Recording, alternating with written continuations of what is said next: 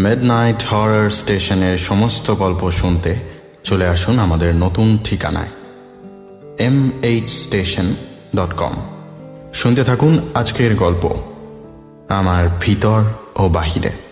Usually in the morning I'm filled with sweet belonging and everything. আজ 15ই November. দেখতে দেখতে 2 বছর পার হলো আমাদের। কিছুদিন পরে এই বছরটাও শেষ হয়ে যাবে। মহাজ্ঞানী আইনস্টাইন বুড়ো কিন্তু বলে গেছেন যে সময় সরল রৈখিক নয়, অর্থাৎ অতীত, তারপর বর্তমান এবং সবশেষে ভবিষ্যৎ। ঠিক এই অর্ডারে ঘটনা ঘটে না। আমাদের মাথা অমনটা ভেবে নেয় কারণ 4 মাত্রার সময়কে বোঝার ক্ষমতা তার নেই।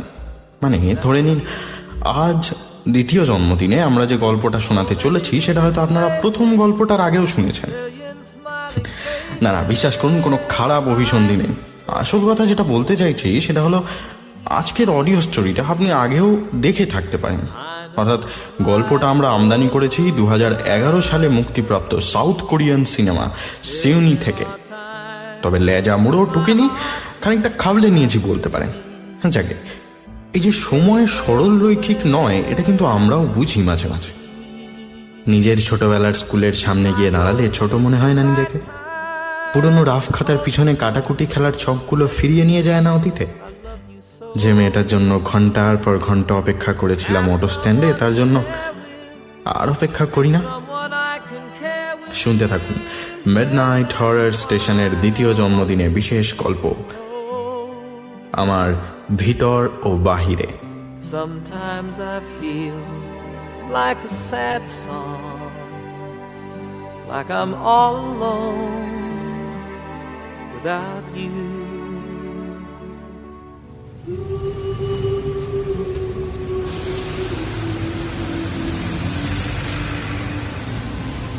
নবমালতী অনুসন্ধান এজেন্সি লেখা বোর্ডটার সামনে এসে দাঁড়িয়ে পড়ল হর্ষ। নিচে অপেক্ষাকৃত ছোট হরফে লেখা আছে, এখানে হারিয়ে যাওয়া মানুষদের সন্ধান দেওয়া হয় ন্যায্য মূল্যে এবং নির্ধারিত সময়ের মধ্যে। একটা দোতলা বাড়ির একতলাটা জুড়ে অনুসন্ধান অফিস। হর্ষ ভালো করে দেখে নিল বাইরেটা, তারপর ভিতরে পা চালালো। অফিসের ভিতরটা ছোটখাটো। একটা বিরাট সাইজের টেবিলের ওপারে মাঝবয়সী এক ভদ্রলোক বসে আছেন। তার ঠিক পাশেই তারই বয়সী একটা লোক বড় সড়ো জাবদা খাতার উপর হুমড়ি খেয়ে পড়ে কি যেন খুঁজছে। তাকে দেখেই প্রথম লোকটার মুখে চওড়া হাসি ফুটে উঠল। অনুসন্ধান অফিসে যে খুব একটা লোকজন আসে না তা বেশ বোঝা যায়। হর্ষকে হাতের ইশারায় সামনের চেয়ারে বসতে বললেন তিনি। দ্বিতীয় লোকটা খাতা থেকে মুখ তুলে তার মুখের দিকে তাকালো, তারপর মাথা নামিয়ে আবার খাতায় মন দিল। সে চেয়ারটায় বসতে বসতে বলল, জল হবে একটু, অনেক দূর থেকে আসছি। লোকটা হাঁ হাঁ করে উঠল। আরে জল কেন, দাঁড়ান, চায়ের ব্যবস্থাও করছি। হর্ষ হাত তুলে বাধা দিল তাকে। আরে না না, ওসব লাগবে না, আসলে আমি চা খাই না। লোকটা টেবিলের উপর থেকে একটা জলের বোতল এগিয়ে দিয়ে বলল, তা কারোর খোঁজ করছেন নিশ্চয়ই? হর্ষ গলায় ঢালা জলটাকে গিলে নিয়ে বলল, হ্যাঁ, তবে একটা মুশকিল আছে। হ্যাঁ, তা তো থাকবেই, আর সেখানেই তো আমাদের অভিজ্ঞতা। এখন সে কোথায়, কার সাথে, কিভাবে থাকে তা কিছুই জানি না। আমি যা জানি তার সবটাই আজ থেকে 20 বছর আগের। লোকটা হাসল। ড্রয়ার খুলে একটা নোটপ্যাড বের করতে করতে বলল, দেখুন, এসব কাজে কিন্তু কোনো ফিক্সড রেট হয় না। এই জেলায় খুঁজে পেলে একরকম, রাজ্যে খুঁজে পেলে একরকম, স্টেটের বাইরে গেলে টাকাটা প্রায় দ্বিগুণ। সে স্মিত হেসে বলল, না, টাকাটা ব্যাপার না, খুঁজে দিলেই চলবে। বেশ বলে লোকটা বোতল থেকে এক ঢোক জল খেয়ে নিয়ে নোটপ্যাডের উপর একটা কলম বাগিয়ে ধরে মাথা নামিয়ে জিজ্ঞেস করলো, নাম আর সাথে যা যা জানেন বলে যান। তটিনী তলাপাত্র। এখন বয়স ওই আমার মতোই, 35-এর কাছাকাছি। সম্ভবত বিবাহিত। সম্ভবত ওগুলো বাদ দিয়ে ওগুলো পরে আসছে।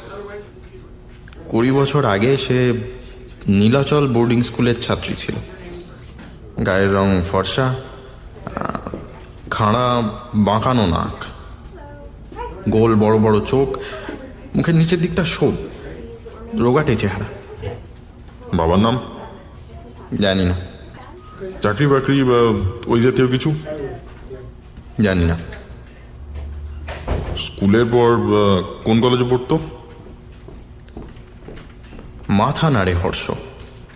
লোকটা কি যেন ভেবে তার দিকে নোটপ্যাডটা এগিয়ে দিয়ে বলে, এক কাজ করুন, আপনি যা যা মনে করতে পারছেন সেগুলো এতে নিজেই লিখে দিন। সে লিখতে লিখতে বলল, কি মনে হচ্ছে সহজ হবে না, তাই তো? তা তো বটেই। আপনি চেহারার ডিটেলস যা দিলেন সেগুলো বয়সের সাথে সাথে পাল্টে যায়। বেশিরভাগই সম্ভবত আন্ডারে পড়ছে। নিশ্চিত বলতে খালি নাম আর বয়সটা। ওটা প্রায় অন্ধকারে ঢিল ছোঁড়ার মতো, জানেন। তাও স্কুলটা বোর্ডিং ছিল, কিছু তথ্য সেখান থেকেও পাওয়া যেতে পারে, তবে সময় লাগবে। লেখা শেষ হতে নোটপ্যাডটা লোকটার দিকে এগিয়ে দেয় সে। পকেট থেকে একটা চেক বের করে সেটার উপর রেখে দেয়।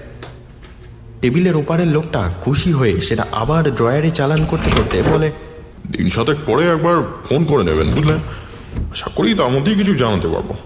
অ্যাডভান্স যখন দিয়েইছেন তখন রেজিস্টারটাও করে ফেলুন। ও হে মিত্তির, কই তোমার ওই বড় জাবদাটা? মাঝবয়সী লোকটা একটা বিরাট আকারের জাবদা বাগিয়ে ধরে তার দিকে। হর্ষ ক্ষোভগুলো বুঝে বুঝে নিজের নাম, ঠিকানা, মোবাইল নাম্বার লিখে দেয়। একটু নিচে এসে সে থমকে যায়।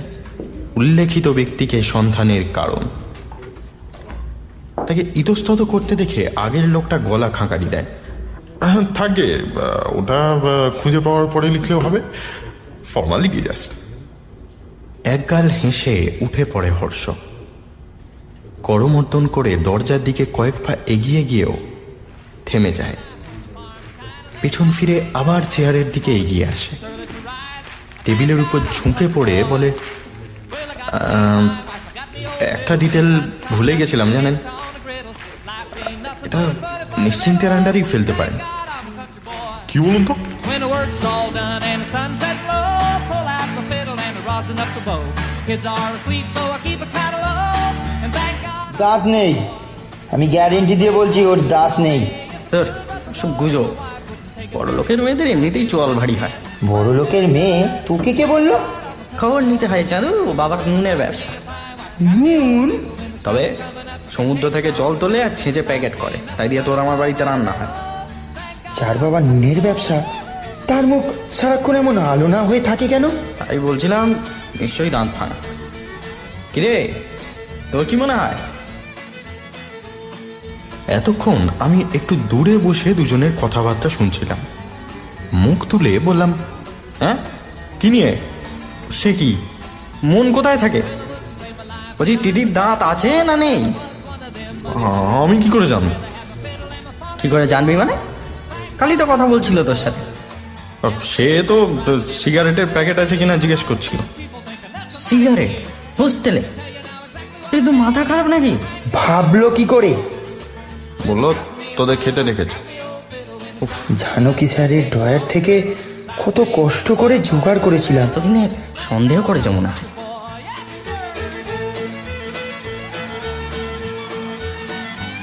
দূরে ক্যাম্প থেকে গান বাজনা আর হট্টগোলের আওয়াজ ভেসে আসছে। ঘণ্টাখানেক আগেই সেখান থেকে উঠে এসেছি আমরা তিনজন, সুনীল, অনু আর আমি। ওরা দুজনে আমার থেকে বছর দুয়েকের বড়। এই বোর্ডিংয়ে আমার ক্লাসের ছেলেমেয়েরা সকলেই বোধহয় তাই। শুধু তাই নয়, এদের সকলের বাড়ি আশেপাশে। একমাত্র আমি কলকাতায় বাড়ি, মা বাবা বন্ধু বান্ধব ছেড়ে পরবাসে। সব কিছুই যেন নতুন নতুন, সবাই অর্ধেক চেনা।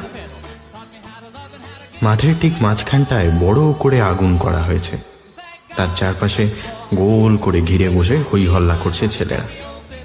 আগুনের খয়েরি রোঁয়া ছটফট করতে করতে উবে যাচ্ছে আকাশের দিকে। সেদিকে চোখ মেলে তাকাতে চাঁদটাকেও অচেনা মনে হলো। বোর্ডিংয়ের লাগোয়া মাঠের এক প্রান্তে গাছপালার একটা ছোট বাগান আছে। বাগান বললাম কারণ লোকে তাই বলে। কয়েক বছর যত্নের অভাবে প্রায় জঙ্গলেই পরিণত হয়েছে সেটা। আমি মাটি থেকে উঠে পড়লাম, বাকি দুজনে এতক্ষণে গল্পে মশগুল। নিঃসাড়ে পা চালিয়ে বাগানের দিকে বেশ খানিকটা এগিয়ে এলাম। এদিকটায় গান বাজনার শব্দ প্রায় নেই বললেই চলে। তার বদলে থেকে থেকে গাছের লম্বা পাতায় হাওয়ার শনশন শব্দ শোনা যাচ্ছে। বাগানের প্রথম গাছটা পেরোতেই পায়ের নিচে নরম ঘাসের স্পর্শ পেলাম। সামনে থেকে ততোধিক নরম একটা গলা ভেসে এলো। আরে আরে এদিকে এনেছিস? সামনে পিছনে তাকিয়ে আমি কাউকে দেখতে পেলাম না। প্রথমটা ঘাবড়ে গেলাম, সাথে সাথে আবার গলাটা শোনা গেল। ধুর বাবা, নিচে নয় উপরে। আরে এখানে তাকা। উপরে তাকিয়ে দেখলাম একটা আম গাছের মাঝারি ডালের উপর বসে আছে টিটি। পিছনের আকাশের চাঁদটা তার মাথার পিছনে গোল হয়ে মুকুটের মতো ফুটে রয়েছে।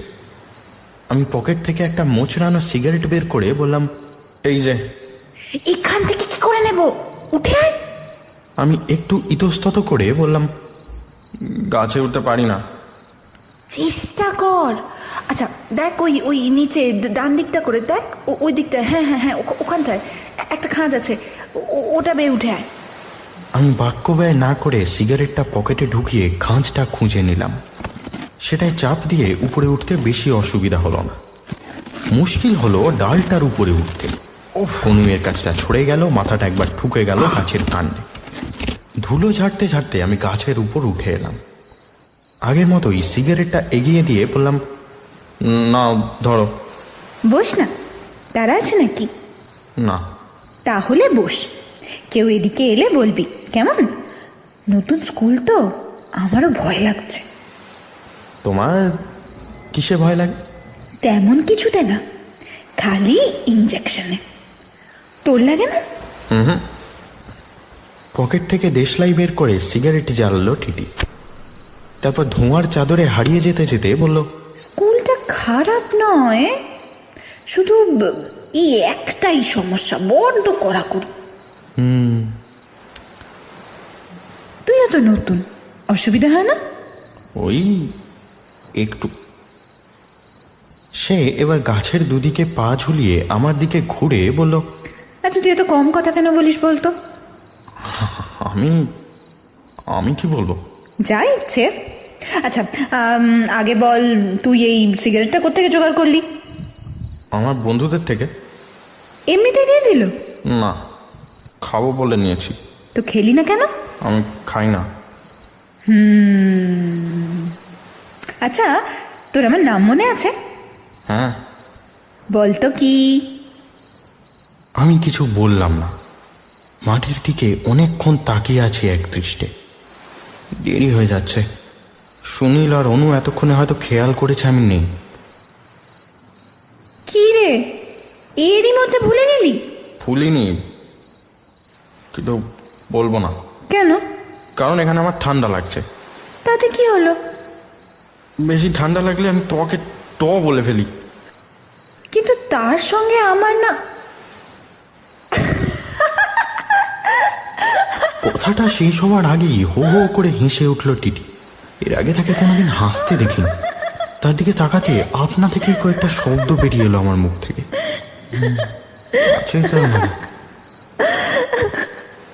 আছে মানে? আচ্ছা কি আছে শুনি? না কিছু না, আমি এবার আসি। ও, বন্ধুরা ওয়েট করছে। এই একবার টাকা তো এদিকে। আমি কিছু বলার আগেই হাত বাড়িয়ে আমার থুতনিটা ধরে ফেললো সে। তারপর আস্তে আস্তে মুখটা ঘুরিয়ে নিল তার নিচের দিকে। আমার ঠান্ডাতেও ঘাম দিতে লাগলো। গলার উপর থেকে নিচ পর্যন্ত গরম হয়ে উঠছে। চারপাশের বাতাসটাও যেন শব্দ থামিয়ে থমকে আছে। তার হাতের সরু সরু আঙুলগুলো আমার কানের নিচটা স্পর্শ করলো। গাছের ডালটাকেই শক্ত করে ধরলাম আমি। এই দেখ, হ্যাঁ, কানের নিচে বসেছিল, অথচ খেয়ালই করিসনি। হাতটা আমার মুখের সামনে নিয়ে আসতেই দেখলাম টিটির দুই আঙুলের ফাঁকে একটা ফড়িং ছটফট করছে। সত্যিই তো এতক্ষণ আমার কানের পাশে বসেছিল, এদিকে আমি খেয়াল করিনি। সে ফড়িংটার দিকে তাকিয়ে কি যেন ভাবতে ভাবতে বলল, গায়ে প্রজাপতি বসলে তো বিয়ে হয়, ফড়িং বসলে কি হয় বলতো? কি জানি। ফড়িংটাকে হাওয়ায় ভাসিয়ে দিয়ে আমার মুখের দিকে অবাক হয়ে তাকিয়ে এসে বলল, তোর গাল এরকম লাল হয়ে গেছে কেন রে? ঠান্ডায় ওরকম হয় আমার। কথাটা বলে উঠে পড়লাম, গাছের ডাল বেয়ে নেমে আসতে লাগলাম ধীরে ধীরে। টিটি একটু উঁচু গলায় বলল, কাল আবার আনিস, এই সময় কেমন ভুলে যাস না যেন। বলবো না। আর শোন, কি? আমার একটা দাঁত ভাঙা, তবে উপরের নয়, নিচের। হাসলে সেটা দেখা যায় না।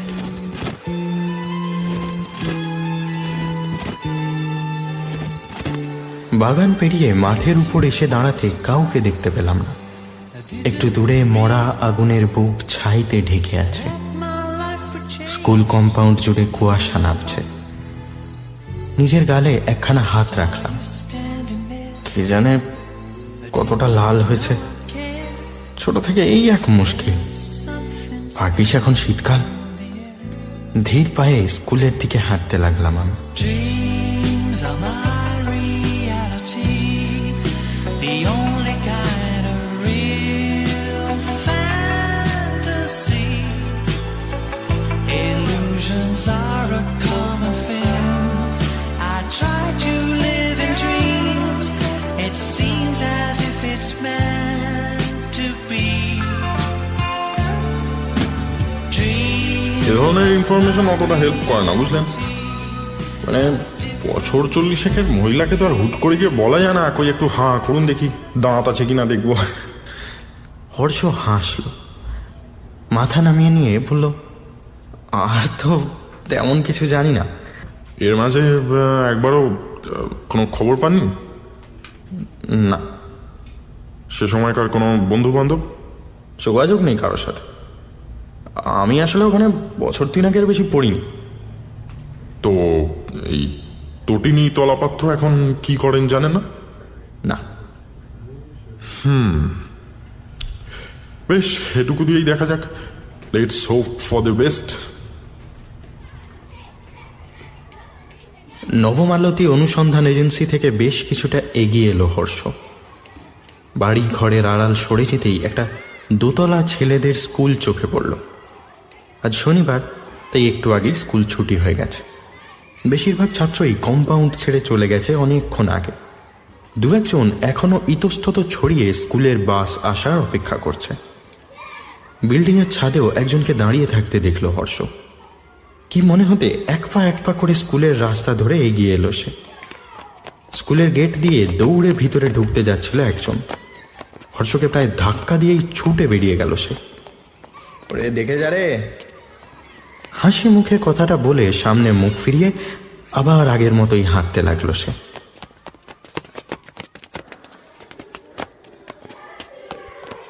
দৌড়তে গিয়ে কিছু যেন ধাক্কা খেলো কাঁধটা, কিন্তু আজ আর আমার কোন দিকে তাকানোর সময় নেই।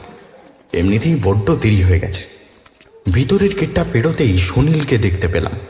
বেজার মুখে সে বলল, আর এখন এসে কি হবে, সব শেষ। একটাও নেই? এর জন্য তাড়াতাড়ি আসতে হয়। তুই পেয়েছিস?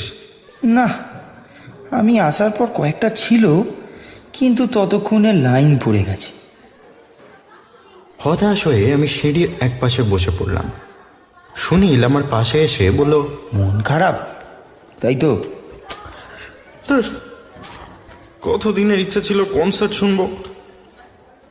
সে সামনে মুখ খুঁড়িয়ে কি যেন ভাবতে ভাবতে বলল, একটা উপায় আছে, কিন্তু যদি তুই একটু হেল্প করিস তো। কি উপায়? তোর কিছু হলে ওই মুখ লাল হয়ে যায় না, কি যেন নাম রোগটা? রোজ এসু। কিছু রোজ এসু। এটা রোগ না পোকেমন? আমি কি করব?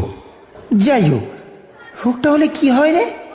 ওই এক্সাইটেড হয়ে গেলে গাল লাল হয়ে যায়, চোখ দিয়ে জল পড়ে, আর নাকটাও লাল হয়ে যায় মাঝে মাঝে।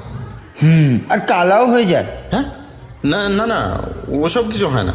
হয়, তুই এটাই বলবি। কাকে? যাদের কাছে নিয়ে যাচ্ছি তাদেরকে। কথাটা বলে আর সেখানে দাঁড়ালো না শুনলি, হাঁটতে লাগলো করিডোর ধরে। আমিও কোনো প্রশ্ন করলাম না, তার পিছু নিলাম। অফিসের দরজাটার সামনে এসে সুনীল দাঁড়িয়ে পড়ল, তারপর নিচু গলায় বলল, স্টুডেন্টদের টিকিট সব শেষ হয়ে গেছে বটে, কিন্তু টিচার আর স্টাফদের সবাই টিকিট নেয়নি। তাদের বাছাই করা কিছু টিকিট স্টুডেন্টদের দেওয়া হবে। কাদেরকে? এই তোদের মতন রোজেসু হয়েছে যাদের। কিন্তু খুব সাবধান, পরমেশ ভেতরে আছে। ভয়ে ভয়ে গুটি গুটি পায়ে ভিতরে ঢুকে এলাম আমি। একবার মনে হলো দরকার নেই কনসার্টে গিয়ে, ফের কোনোদিন শুনে নেওয়া যাবে। সাথে সাথে পিঠের ঠেলাকে হুড়মুড়িয়ে দরজা দিয়ে ঢুকে এলাম। আরে ঘরটায় মোটামুটি লোকজন, ছাত্রছাত্রী খুব বেশি নেই। বড় একখানা টেবিলের ওপারে বড় মিসকে চোখে পড়ল, তার বাঁ পাশে আরও দুজন টিচিং স্টাফ। ডান দিকে তাকাতেই আমি থ হয়ে গেলাম। ঠোঁট প্রায় না নাড়িয়ে ফিস ফিস করে বললাম, টিটি কি করছে এখানে? স্টুডেন্ট ইউনিয়নের সেক্রেটারি হয়েছে, দিদিগিরি ফলাবে এখন। তাহলে কি হবে? কি হবে? তোকে তো স্নেহ করে। আয় চ আমার সাথে। স্নেহ? আমাকে একরকম টেনে ধরেই সেদিকে এগিয়ে নিয়ে গেল সুনীল। আমি কাঁচু মাচু মুখ করে তার পিছু নিলাম।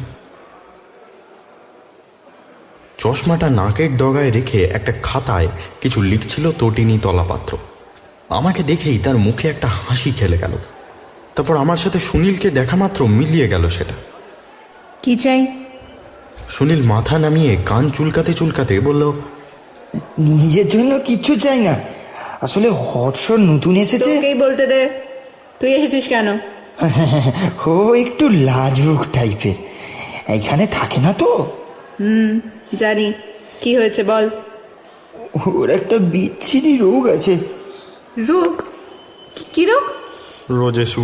হ্যাঁ, সেটা আবার কি? সে রোগে মানুষ হাসতে হাসতে কালা হয়ে যায়। সে কি রে? ডাক্তার দেখাতে বল ভালো করে। আমি এতক্ষণ মুখ নামিয়ে দাঁড়িয়েছিলাম, বুঝলাম এতক্ষণে ভয়ে আমার গাল আবার লাল হয়ে গেছে।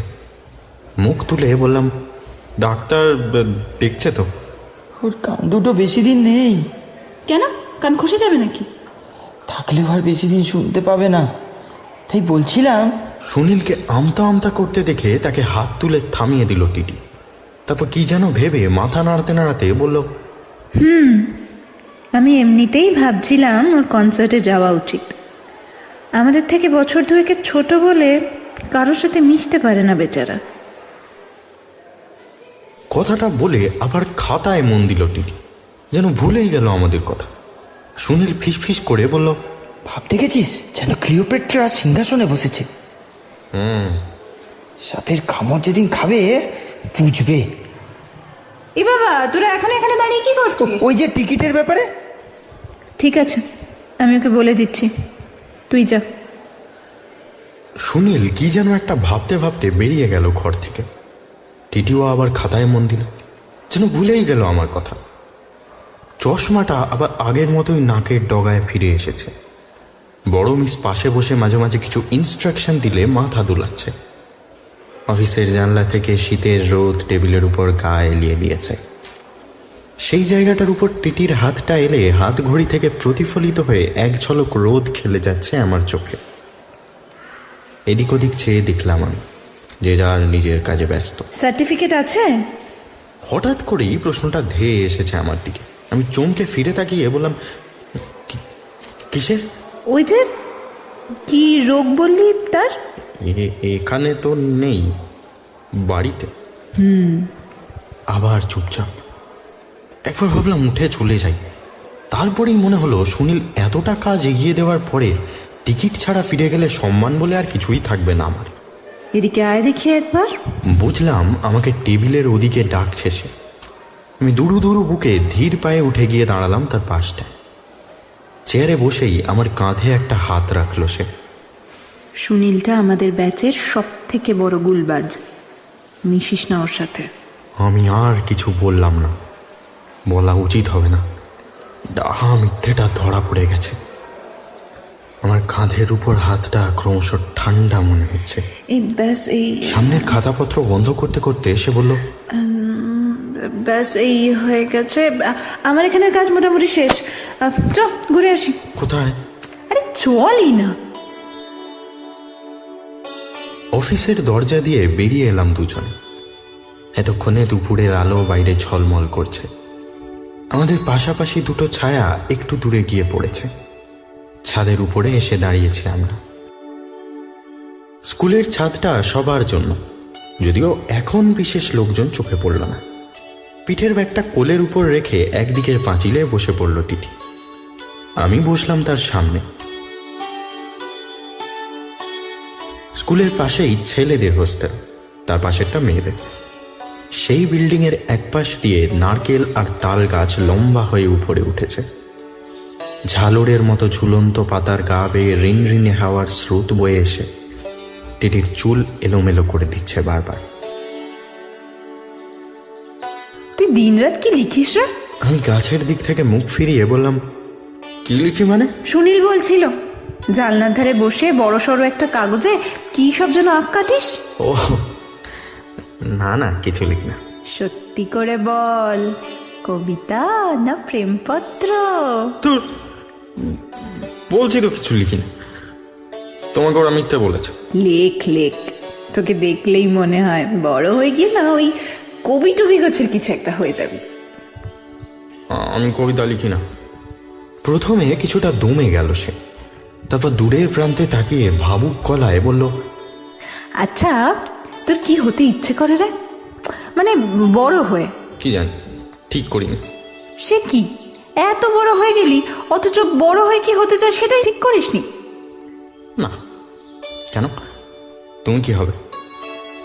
টিটির হতাশ মুখে বেশ ঝলমলে একটা হাসি খেলে গেল। দুপুরের রোদের সাথে বেশ মানিয়ে গেল হাসিটা। ব্যাগের ভিতরে হাত ঢুকিয়ে কি যেন খুঁজতে খুঁজতে বলল, দাঁড়া একটা জিনিস দেখাই তোকে। কয়েক সেকেন্ড পরেই ব্যাগের ভিতর থেকে একটা ক্যামকর্ডার বের করে আনলো সে। আমি ভালো করে সেটার দিকে তাকিয়ে বললাম, ও মানে তুমি সিনেমা বানাতে চাও? বানাতে নয়, দাঁড়া একটা আইডিয়া এসছে মাথায়। ক্যামকর্ডারটা আমার হাতে ধরিয়ে দিয়ে ব্যাগের ভিতর থেকে একটা চিরুনি বের করে চুল আঁচড়াতে লাগলো সে। মাথার ক্লিপটা কামড়ে ধরলো দাঁত দিয়ে। আমি থতমত খেয়ে বললাম, কি হলো? চুল আঁচড়ানো শেষ হতে মুখ থেকে ক্লিপ সরিয়ে এসে বলল, তুই রেকর্ড করবি, আমি বলবো বড় হয়ে আমি কি হতে চাই, তারপর বড় হয়ে আবার এই ভিডিওটা দেখবো, দেখা যাবে মিললো কিনা। কে দেখবে তখন? কেন, আমি নিজে। ঠিক আছে এবার অন করোটা। আমি ক্যামকর্ডারটা একটু ঘুরিয়ে ফিরিয়ে দেখে ফ্লিপটা খুলে দিলাম। টিটি সোজা হয়ে বসে বলল, দেখ তো ঠিকঠাক লাগছে তো আমাকে? হ্যাঁ। তাহলে শুরু কর। আমি রেকর্ডিং এর বাটনটা টিপে দিতে একটা লাল গোল্লা জ্বলতে নিতে লাগলো। বুঝলাম রেকর্ড হচ্ছে। হ্যালো মিস তটিনী, এতদিনে নিশ্চয়ই অনেকগুলো সিনেমা এন্ট্রি নিয়ে ফেলেছিস, নিশ্চয়ই অনেক নাম ডাক, স্টিভেন স্পিলবার্গ, জেমস ক্যামেরনের অ্যাপয়েন্টমেন্ট নিয়ে গেছে, জনি ডেপের সাথে এটাও নিশ্চয়ই এতদিনে সেরে ফেলেছিস। তোর জন্য কত কষ্ট করতে হয় জানিস?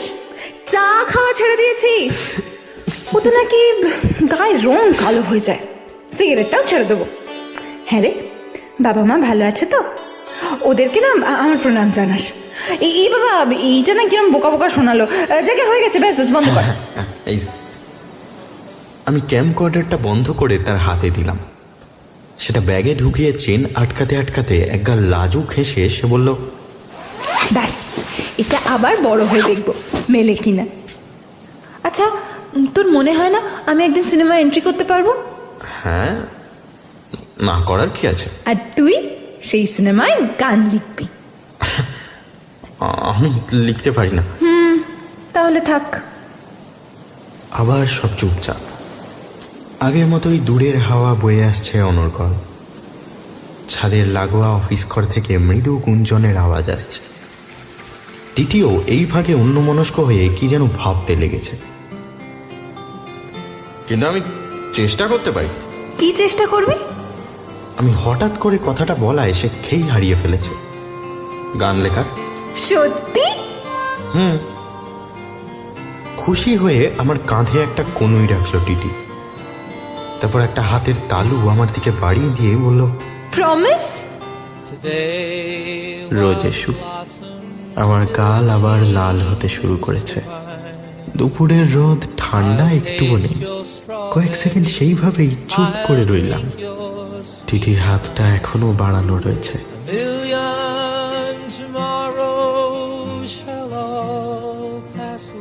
আচমকা উঠে দাঁড়ালাম আমি। ক্লাস শুরুর বেল বেজে উঠছে। Today is my moment. Now is my story. I'll laugh, I'll cry, I'll sing. Today while the blossoms সন্ধ্যেবেলা রিংয়ের শব্দে ঘুমটা ভেঙে গেল হর্ষ। Unknown number. বেশ খানিকটা বিরক্ত হলো সে। কোনো রকমে মোবাইলটা হাতে নিয়ে গলা থেকে বিরক্তিটা তাড়ানোর চেষ্টা করলো। হ্যালো। হ্যাঁ, হর্ষ সেনগুপ্ত বলছেন তো? হ্যাঁ বলছি, বলুন। স্যার, আমি নবমালতী এজেন্সি থেকে বলছি। এক ঝটকায় বিছানার উপর উঠে বসলো হর্ষ। ঘুম ঘুম ভাবটা মুহূর্তের মধ্যে উবে গেছে। আপনার তটিনী তলাপাত্রের খোঁজ আশা করি পাওয়া গেছে। রিয়েলি? ইয়েস স্যার, তবে এখন আর তলাপাত্র নয়, ডাক্তার টি গুহ। হর্ষর সমস্ত মুখ জুড়ে একটা চওড়া হাসি খেলে যায়। কি বলেন, ডাক্তার হয়েছে? হ্যাঁ, ইএনটি। একটা হাসপাতালে ছিল কিছুদিন, এখন নিজের চেম্বার খুলে বসেছে। ভালোই পয়সা বটে। সময় পেলে কালই চলে আসুন, সব ডিটেল জানিয়ে দেবো, সাথে বাকি পেমেন্টটা।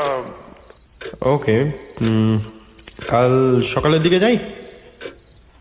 কলটা কেটে যেতে বিছানা থেকে নেমে পড়ে হর্ষ। সন্ধ্যের ঘুমটা এতক্ষণে বহুদূর পালিয়েছে। আড়মোড়া ভেঙে শরীরটাকে চাঙ্গা করে নেয়। তারপর ধীরে ধীরে এগিয়ে আসে কাঠের আলমারিটার দিকে। একদিকের পাল্লাটা খুলে ফেলে। ভিতরটা অগোছালো জামা কাপড়ের স্তূপে ঢেকে আছে। সেই জঙ্গলের আড়ালে হাত ঢুকিয়ে দেয় সে। কি যেন একটা খোঁজে। হালকা টানে ভিতর থেকে কিছু একটা বের করে আনে। জিনিসটা চৌকো, বড় সড়ো কিন্তু পাতলা। ব্রাউন পেপারে মোড়া বলে ভেতরে কি আছে দেখা যায় না। সেটা এক হাতে ধরে টেবিলের উপর রাখে সে। বিছানার তলা থেকে টেনে বের করে একটা সুটকেস। ডালাটা খুলে ধরে, তারপর আস্তে আস্তে ব্রাউন পেপারে মোড়া জিনিসটা তার ভিতরে রাখে। সুটকেস বন্ধ করে সেটাকে আবার টেবিলের উপর রেখে দেয়। আনমনে জানলার দিকে তাকায় হর্ষ। বাইরে সন্ধ্যের অন্ধকার কুপকুপ করছে। পাশের বাড়ির বারান্দায় একটু আগে কেউ প্রদীপ জ্বেলে গেছে। সন্ধ্যের হাওয়ার ঝাপটায় তার সরু শিখা কেঁপে উঠছে বারবার। কিরে, ভর সন্ধেবেলা জানলার ধারে বসে কি করছিস? সুনীলের গলা শুনে চটক ভাঙল আমার। চমকে তার দিকে তাকিয়েই গুটিয়ে নিলাম হাতের কাগজটা। মুখে বললাম, কই, কিছু কিছু করছি না তো।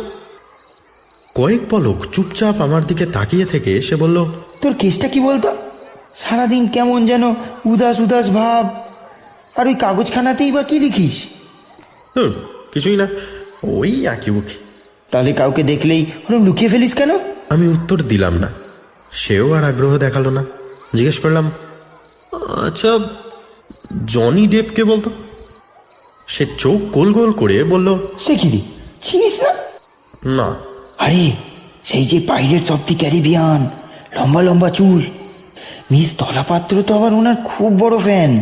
হাতে ট্যাটু করিয়েছে, দেখিসনি? গরমকালে দেখতে পাবি, এখন তো কবজি অব্দি ঢাকা। খুব ফর্সা। কি? ওই যে জনি ডেপ। তা ওদের ওখানে লোক তো ফর্সাই হয়। আমি আবার চুপ করে থাকলাম কিছুক্ষণ। একটা ড্রাই আয়রন নিয়ে এসে জামা কাপড় ইস্ত্রি করছে সুনীল। কাল কনসার্ট আছে সেই উপলক্ষেই। আমি এক দৃষ্টে সেদিকে তাকিয়েছিলাম। আচ্ছা, একটা কথা বলতে পারবি? কি? চা খেলে কি লোকে কালো হয়ে যায়? সে কলারে আয়রন ঘষতে ঘষতে মুচকি হেসে বলল, কি জানি, লোকে তো বলে। মধুদা বলছিল জগদীশ স্যার নাকি দিনে 1.5 কেটলি চা ফাঁকা করে দেয়। গায়ে রং দেয় যেন কয়লার খনিতে লোডশেডিং। এমন সময় স্কুল বিল্ডিংয়ের বাইরে থেকে ভয়াবহ এক আর্তচিৎকার ভেসে এলো, যেন মেয়েদের বিল্ডিংয়ে গলা টিপে খুন করা হচ্ছে কাউকে। আমি আঁতকে উঠেছিলাম। সুনীলও আয়রন ফেলে এসে দাঁড়িয়েছে জানলার কাছে। আমাদের জানলা থেকে মেয়েদের বিল্ডিংয়ের নিচের দিকটা দেখতে পাওয়া যায়। কিছুক্ষণ গম্ভীর মুখে সেদিকে তাকিয়ে থেকে হেসে ফেলল সুনীল। আমি অবাক হয়ে জিজ্ঞেস করলাম, কি হলো রে? বুঝলি না? কি বুঝবো? নুনওয়ালার মেয়ে কাল ছাদে নাচ প্র্যাকটিস করতে গিয়ে টিনে পা কেটেছে। তো আর কি, টিটেনাস। বাকি ব্যাপারটা বুঝতে আমার আর সময় লাগলো না। হেসে ফেললাম। সুনীল আবার স্ত্রীতে মন দিতে দিতে বলল, শুনেছি একবার নাকি ইঞ্জেকশন দিতে আসা ডাক্তারের গলা টিপে ধরেছিল। বলিস কি? তারপর কি হয়েছিল জানা যায় না, সবই মিথ। কই তোর জামা কাপড়গুলো দে তো, ঝুলিয়ে দি। আমি বিছানা থেকে উঠে হ্যাঙ্গার থেকে জামা কাপড়গুলো নিয়ে ছুঁড়ে দিলাম সুনীলের দিকে। সে লুফে নিয়ে ভালো করে বিছিয়ে নিল সেগুলো। আমি হাতের হলুদ কাগজটা তার চোখের আড়ালে চালান করলাম পড়ার বই খাতার ভিতরে। কালকের আগে আর বের করছি না সেটা। ছোট ব্যাগটার ভিতর এখনই ঢুকিয়ে নিতে পারতাম, কিন্তু সুনীল ঘরে যতক্ষণ আছে ততক্ষণ সেটা না করাই ভালো।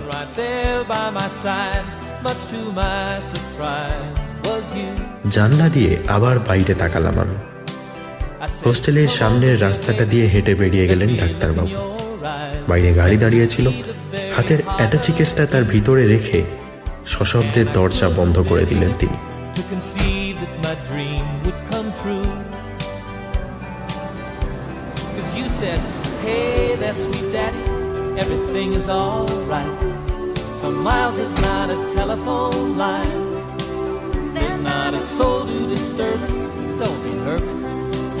ট্যাক্সির দরজাটা খুলতেই চেম্বারটা চোখে পড়ল হর্ষর। নিরাময় মেডিকেল ক্লিনিক। ভিতরের খানিকটা বাইরে থেকে দেখা যায়। জনা দশেক রোগী চেয়ারে বসে আছে। একপাশে মাঝারি সাইজের একটা টেবিলে কম্পাউন্ডার বসে। লোকটা পেন দিয়ে খাতার উপর অকারণেই টিক দিচ্ছে মাঝে মাঝে। বাইরে একটা চৌকো বোর্ড ঝুলছে, ডক্টর টি গুহ, MBBS, ক্যাট, জেনারেল ফিজিশিয়ান। ট্যাক্সির ভাড়া মিটিয়ে কম্পাউন্ডারের দিকে এগিয়ে গেল সে। এর সাথে নবমালতী অনুসন্ধান এজেন্সির সেই হিসেবি বুড়োটার বেশ মিল। মুখ তুলে আগন্তুককে দেখে নিয়েও না দেখার ভান করে আবার খাতার দিকে মন দিল কম্পাউন্ডার। হর্ষ কাছে গিয়ে একটু গলা খাঁকারি দিয়ে জিজ্ঞেস করলো, আচ্ছা এখন ডক্টর গুহ আছেন? দেখাবেন না রিপোর্ট দেবেন? না, আমার আসলে ওনার সাথে একটু দরকার ছিল। লোকটার মুখে এবার হালকা রাগ ফুটে উঠল। দরকার থাকে তো পার্সোনাল অ্যাপয়েন্টমেন্ট নেবেন। সে পকেট থেকে রুমাল বের করে কপালের ঘাম মুছে বলল, না আসলে আমার গলাটা কদিন একটু ব্যথা। তাই বলুন। পেশেন্টের নাম? হর্ষ সেনগুপ্ত। 36 নম্বর। হ্যাঁ, 36 নম্বরের নাম আছে। 31 ঢুকেছে, বসুন। বেঞ্চের উপর একটা ফাঁকা জায়গা খুঁজে বসে পড়ল হর্ষ। ডাক্তারের ঘরটা সম্ভবত এসি করা। কাঁচের দরজা ভেদ করে কোনো আওয়াজই আসছে না প্রায়। একটা বাচ্চা মেয়ে মায়ের পাশে বসে অনেকক্ষণ ধরে ফুঁপিয়ে ফুঁপিয়ে কাঁদছে। সম্ভবত সে জানতে পেরেছে কোনো ইঞ্জেকশন দিতে তাকে এখানে আনা হয়েছে। ছোট মেয়েটার দিকে একবার ভয়ে ভয়ে চোখে তাকিয়ে কম্পাউন্ডার বলল, কেন না খুকি, ইঞ্জেকশন দেওয়ার সময় কাঁদলে ডাক্তার দিদি কিন্তু খুব রেগে যান। হর্ষ মনে মনে হাসল। হাত বাড়িয়ে ছোট মেয়েটার মাথার চুল এলোমেলো করে দিল। মেয়েটা একটা কৌতূহলী চোখে তার হাতের ব্রাউন কাগজে মোড়া প্যাকেটটার দিকে তাকিয়ে ভয়ে ভয়ে আবার মায়ের কাছে সরে বসল। কাঁচের দরজার ওপারে একটা ছোট পর্দা ঝোলানো আছে। ওপারের দৃশ্য আগলে রেখেছে সেটা। মাঝে মাঝে একটু একটু করে সরে যাচ্ছে, যেন হাতছানি দিয়ে ডাকছে। 32। হেঁড়ে গলায় পরের পেশেন্টকে ডাক দিল কম্পাউন্ডার। মাঝবয়সী এক ভদ্রলোক কাঁচের দরজা খুলে ভিতরে ঢুকল। পর্দাটা বেশ খানিকটা সরে গেল সেই সাথে, আর হর্ষর চোখের সামনে সাদাটে আলোয় ভরা সন্ধ্যের মাঠ ফুটে উঠল।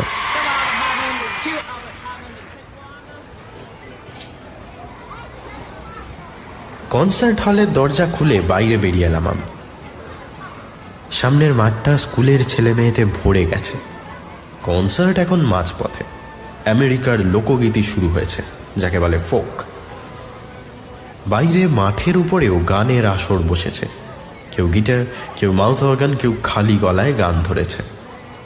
হাতের হলুদ কাগজটা ভালো করে চেপে ধরে এগিয়ে এলাম আমি। না, কোথাও চোখে পড়ছে না টিটিকে। ভিতরে এতক্ষণ ধরে লক্ষ্য করেছি সে নেই, অর্থাৎ বাইরেই আছে। তার বন্ধুদের চোখে পড়ছে, শুধু সে নেই। মাঠটা বেশ বড় সড়ো। চারদিকে ভালো করে তাকালাম। তবে কি ফিরে যাব আবার? না, আজকের মতো সাহস আর কোনোদিন পাইনি আমি। একধার দিয়ে হাঁটতে লাগলাম। এদিকটা অনেকটা ফাঁকা। সনসন করে ঠান্ডা হাওয়ার একটা স্রোত বইছে। ঘাসের উপর দিয়ে বেশ খানিকটা এগোতে একটা চেনা জামা চোখে পড়ল। এই জামাটা আগে এতবার দেখেছি যে মানুষটা পিছন ফিরে বসে থাকলেও চিনতে ভুল হলো না। সুনীল। কিন্তু সে একা নয়। আমার পা আটকে গেছিল। আমার থেকে হাত 10 দূরে বসে আছে ওরা, পিছন ফিরে। টিটির মাথাটা রাখা আছে সুনীলের কাঁধে, ডান হাতটা পিঠের পিছন দিয়ে আর এক কাঁধে। সুনীলের পিঠ জুড়ে ছড়িয়ে আছে ঘন কালো চুল।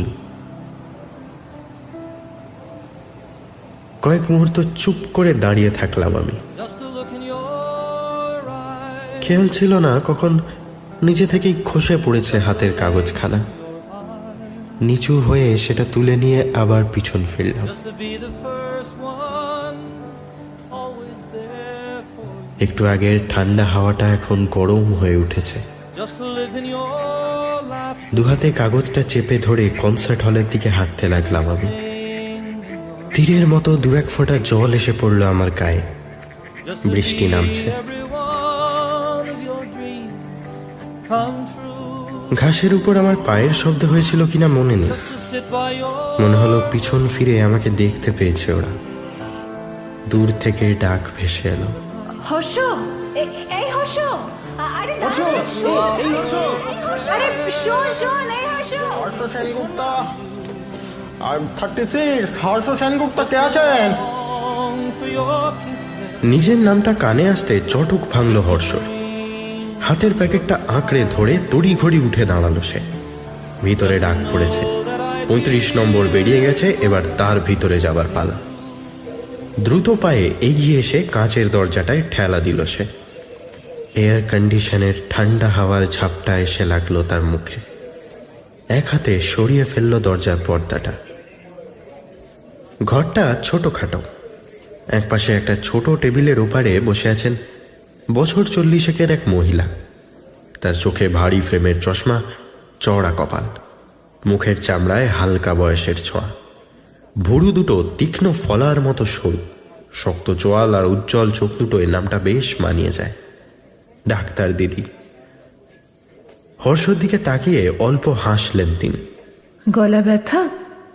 এই সিজনটা এরকম একটু হবেই। বসুন। হর্ষ বসল না। প্রায় আধ মিনিট নিষ্পলক চোখে তাকিয়ে থাকলো মহিলার দিকে। তার ঠোঁটের কোণে অদৃশ্য হাসির একটা রেখা ফুটে উঠছে। কি হলো, বসুন আগে। এক পা এগিয়ে টেবিলের কাছে সরে এলো হর্ষ। হাতের প্যাকেটটা রাখলো টেবিলের উপরে। রিপোর্ট? কিন্তু আগে তো আপনাকে। এটা তোমার, আমার কাছে ছিল। কথাটা বলে 2 সেকেন্ড সেইভাবেই দাঁড়িয়ে থাকলো হর্ষ। তারপর মাথা নিচু করে ধীরে ধীরে বেরিয়ে গেল ঘর থেকে। ঘটনার আকস্মিকতায় অবাক হয়ে গেছিলেন তটিনী গুহ। লোকটার কি মাথা খারাপ? অগত্যা টেবিলের উপর রাখা ব্রাউন কাগজে মোড়া প্যাকেটটাই তুলে নিলেন তিনি। ভালো করে ঘুরিয়ে ফিরিয়ে দেখলেন, না, উপরে কিচ্ছু লেখা নেই। ব্রাউন পেপারটা উপর থেকে ছিঁড়ে ফেলে ভিতরে রেখে দিলেন। একটা হলুদ রঙের কাগজ, বেশ বড় সড়ো, দীর্ঘদিনের পুরনো বলে খয়েরি হয়ে গেছে। কাগজটা বের করে আনলেন তিনি।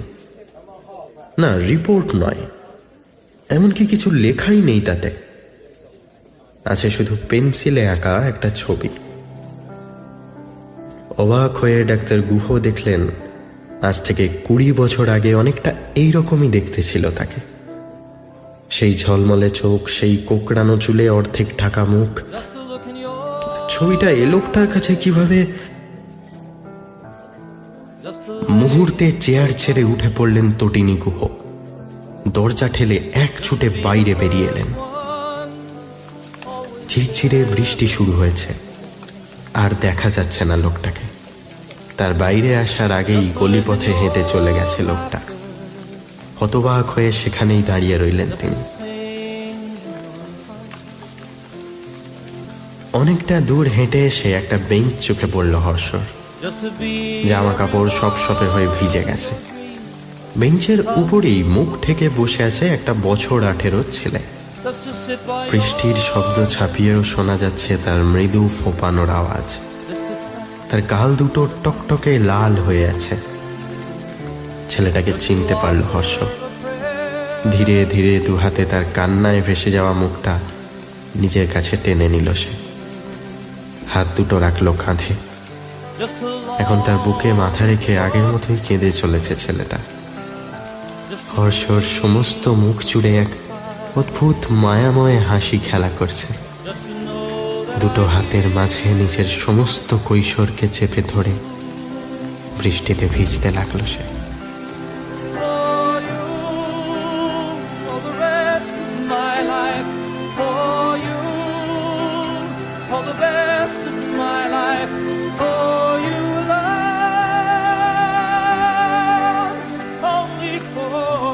সময় ঠিক কোন নিয়মে আসে আর চলে যায় তা আমরা জানি না। শুধু জানি আমাদের প্রত্যেকের কাছে এরকম কিছু খাম রেখে যায় সে, যেগুলো কোনোদিন পৌঁছে দেওয়া হয় না সঠিক ঠিকানায়। আমাদের ড্রয়ারে, ব্যাগের লুকানো চেনে, টেস্ট পেপারের ফাঁকে এখনো পড়ে আছে তারা। কোনোদিন পুরনো বই খাতার সাথে বিক্রি না হয়ে গেলে পড়েই থাকবে চিরকাল। শুনছিলেন কোরিয়ান সিনেমা অবলম্বনে মিডনাইট হরর স্টেশনের গল্প আমার ভিতর ও বাহিরে। সবাই ভালো থাকবেন। শুভরাত্রি।